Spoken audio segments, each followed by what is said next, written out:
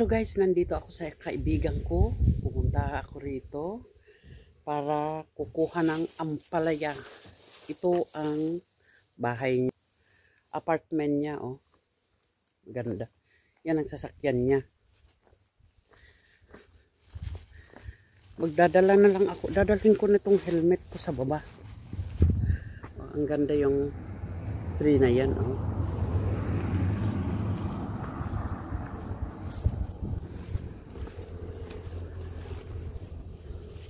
Diyos ko. Ang bababa ako. Ito yung yung kahoy ng laurel. Yan. Oh. Yan. Laurel yan.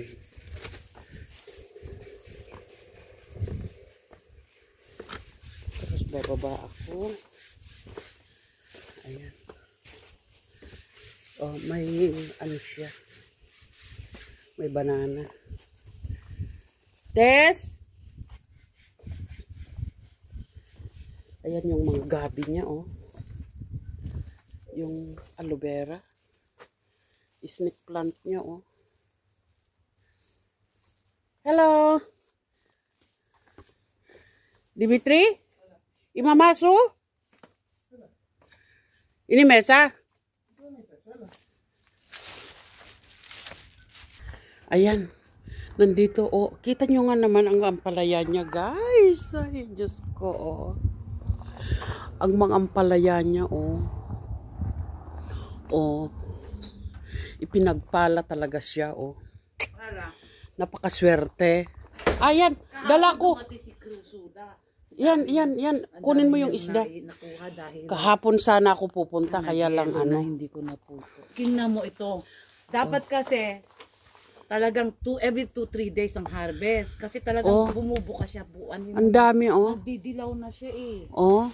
Dapat ayan. Baon mo, 1 day lang talagang bukang-buka. Ayan, oh. Bumagsak na nga, eh. Oh, ang dami. Ang dami? Ang dali niyan lumaki. Isang araw lang. Diyos ko, hindi ganito kalobo ito kagabi kahapon. Siguro hindi ka hindi mo inaano tong mga ito. Hindi ka kumakain ng dahon? Minsan lang. Ay, Tess. Eh, boy, mag-harvest ka. Ayan, oh, ang dami. Diyos ko, paano kung pupunta ka ng Athens? Sabi ko nga, ikaw ang pupunta every 2-3 days. Ayan na yung malunggay, oh. Kung gusto mo, itanim mo yung buhay na yung dalawa. O, tingnan mo, taas-taas na. Kita, patingin, saan? Yan, oh. Nandami ko nang nakuhang dahon yan. Biniipon ko sa freezer. Diyos ko. Ikaw, ang ganda ng lupa mo. Hindi ko alam kung bakit hindi ka doon. Saan ang maganda doon? Inaano, pero lagi pa rin may nakatago. Oh, ang lago ng mga yung mga... Oh.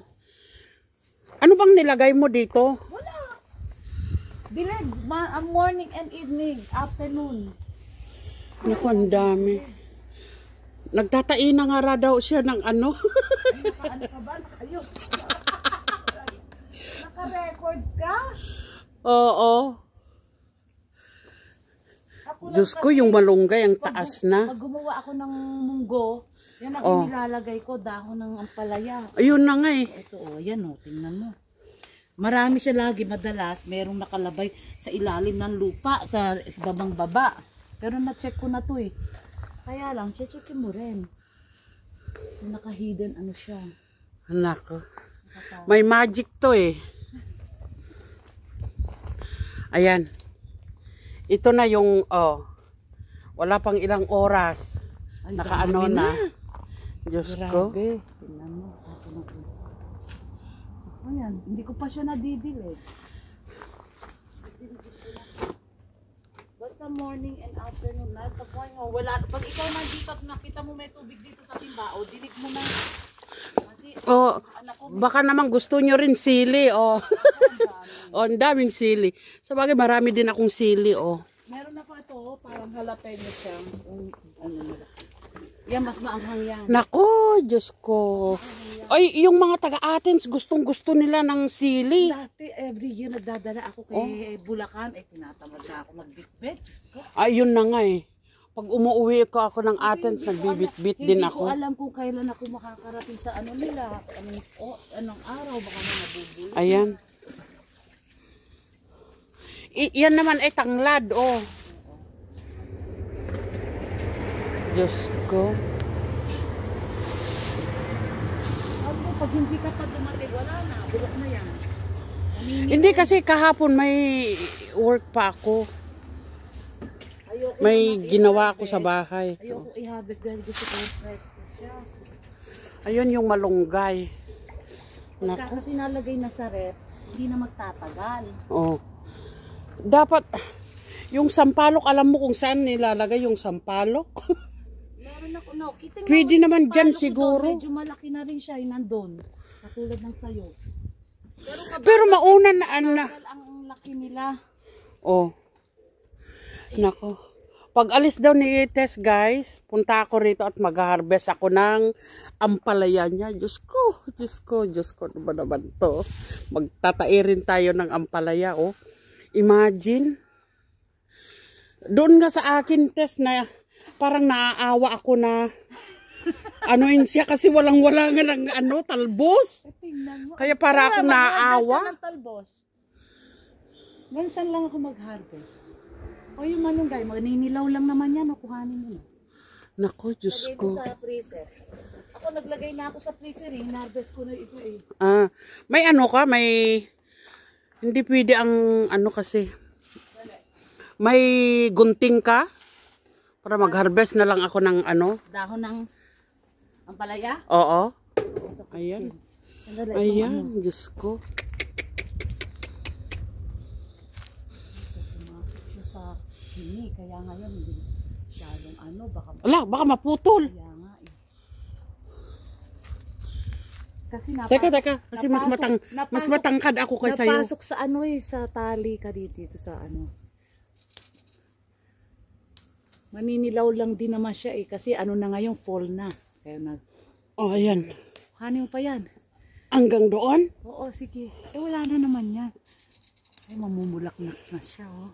May bulaklak na, tama na. Ay, naku, oh. Kita mo?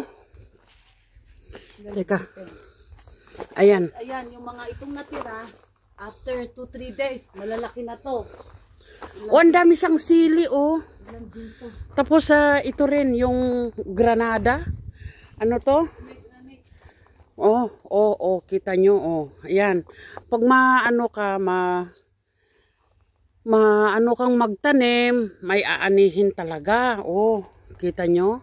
Oh. Ayan. Hanggang December ito, hinog na. Oh. Ito naman ang mga basil niya, oh. Alam mo, kung ilang taon na yung mga basil na yan, baka mga, siguro 4-5 Ito ang bulaklak niya. Mga sili. mga ano, basil, taon-taon. Oo. Mga 4-5 years na yan. Hindi na Kita ako mo? natanim. So, kusa na lang siya. Basta pag dumating ako, ikakat ko na lang siya hanggang dito. Kusa na siyang lalago. Yan ang bulaklak niya, oh, sili. Ito naman ang bulaklak niya rin, oh. Amazing bulaklak, 'di ba? Bitter gourd.